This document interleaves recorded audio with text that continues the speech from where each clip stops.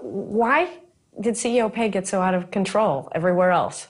Well, because you've got an intensity of interest with one party, the CEO, and you've got a comp committee that meets, once a quarter for a couple of hours and has a whole bunch of other things, and you have a human relations person interacting with them who works for the CEO and who in the past has suggested the consultant, and you don't suggest consultants who are Dobermans. You get Cocker Spaniels and make sure that their tails are wagging. So it's totally stacked. I mean, CEOs who will stay up till 5 in the morning negotiating with labor unions day after day after day to get the last 5 cents per hour out of wages, will come in and say, well, here's this other contract, and they give me golf club memberships, and they do all these other things. So there's this ratcheting up, and ironically, the proxy rules have made it worse, because the proxy rules have been a guideline to every CEO as to what the other guy's getting. Yeah. And envy is a huge factor. Envy's bigger than greed on that. I mean, they just,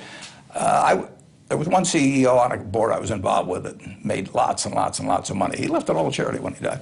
And he just couldn't bear the idea that other CEOs, that he wouldn't make more than they were, because he thought he was better. It had nothing to do with personal consumption habits or anything. Competitiveness. Yeah. It's the same competitiveness. To me, that's one of the problems. It's the same competitiveness that makes them successful as CEOs, that keeps them going even after they are wealthy. But at a personal level, it can get in the way. Yeah, and what comp committee is going to say to the consultant, we'd like to be in the bottom quartile in terms of our, but somebody's in the bottom quartile on performance.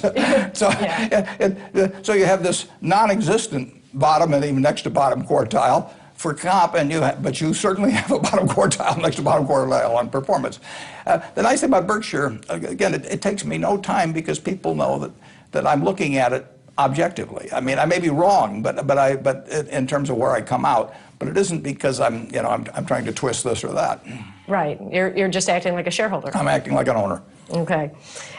I like a quote that's in one of your annual reports, that you look for a CEO who will perform regardless of weak structural constraints.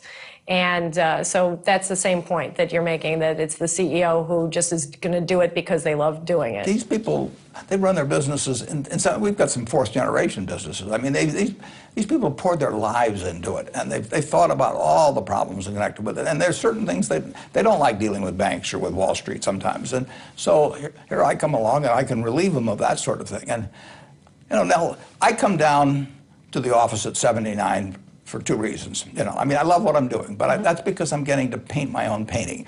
And I sit there and I'm looking at that ceiling, and I think it's the Sistine Chapel, and I'm Michelangelo. Well, reality is sort of in conflict with that. But I do get to paint my own painting. And if somebody said, why don't you use more blue paint instead of red paint? I would hand them the paintbrush, and I would say, here's what you can do with this paintbrush. And the other thing I like is I like appreciation. I like people cheering for me. Yeah. And if I like that, and I'm independently wealthy, why shouldn't our managers who are independently wealthy feel the same way? So I let them use their own paintbrush.